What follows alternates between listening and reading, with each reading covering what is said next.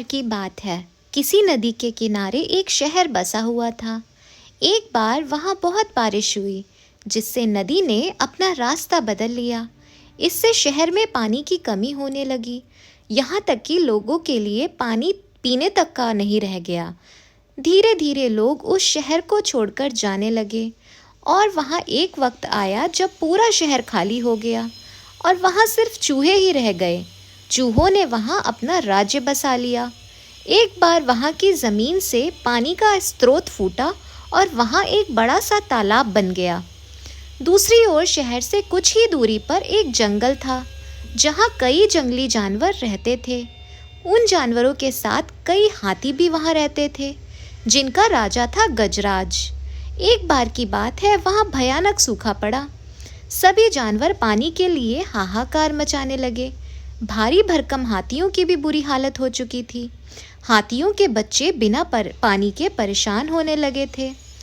इतने में गजराज का दोस्त चील वहां आया और उसने खबर दी कि खंडहर बने शहर में एक पानी का तालाब है।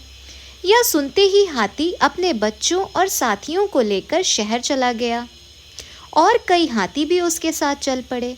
ऐसा कई दिनों तक चलता रहा और इस बात की खबर चूहों के राजा मूषक राज तक भी पहुंची। वह इस बात को लेकर बहुत चिंतित हुआ। उसके मंत्रियों ने मूषक राज को कहा, महाराज, आपको जाकर गजराज से इस बारे में बात करनी चाहिए। उनकी बात सुनकर मूषक राज गजराज के जंगल उससे बात करने गया। एक बड़े से पेड़ के नीचे गजराज खड़ा था। उसने कहा, गजराज को मेरा नमस्कार। मैं मूषक राज हूँ। मैं उस खंडहर बने शहर में अपनी प्रजा के साथ रहता हूँ। हाथी को मूषक राज की बात ठीक से सुनाई नहीं दे रही थी। वो थोड़ा नीचे झुका और चूहे की तरफ अपने कान करने लगा।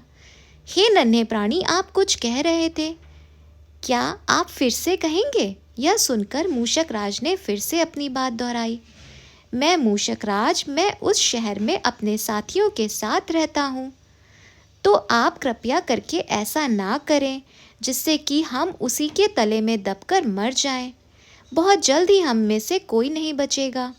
यह सुनने के बाद गजराज दुखी होकर बोला, मुझे पता ही नहीं था कि हम इतना बुरा कर रहे थे। हम तालाब तक जाने के लिए कोई और रास्ता ढूंढेंगे। यह सुनते ही चूहा बहुत खुश हुआ और बोला, गजराज, आपने मुझ जैसे छोटे से प्राणी की बात सुनी। मैं आपका आभारी हूँ। भविष्य में कभी अगर आपको किसी मदद की ज़रूरत हो तो मुझे ज़रूर बताएं।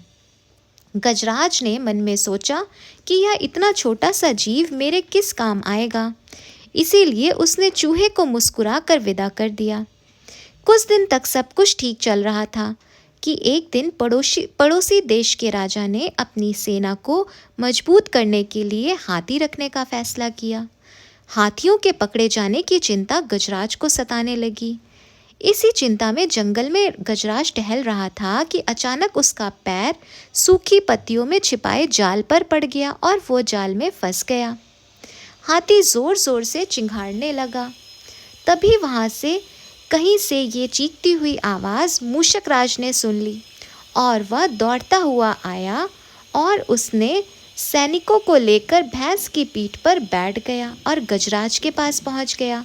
फिर चूहों ने मिलकर जाल को काटा और गजराज को आज़ाद कर दिया।